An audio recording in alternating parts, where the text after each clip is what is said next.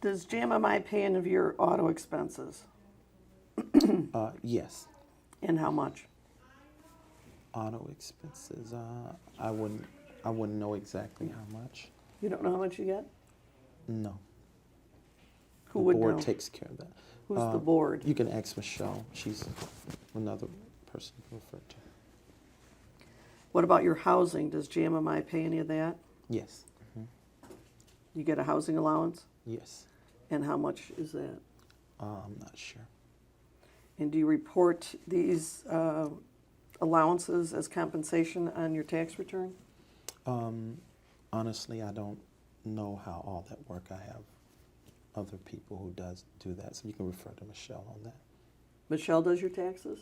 No, I have other people do it, but she's over a lot of that, the financial aspect too.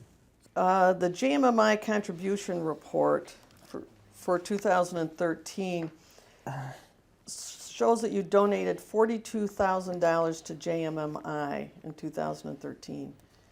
Is that true? If that's what the report says. How can you donate more than you actually have made in the last several years after a bankruptcy?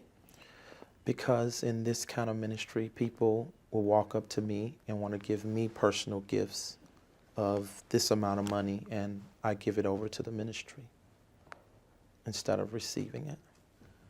And I have them write it out to the ministry instead of me. So you're saying that isn't that a double dip? If you're saying that people go up and give you money and you say, write it to the ministry, and then you get credit for that donation, as does the person who made it?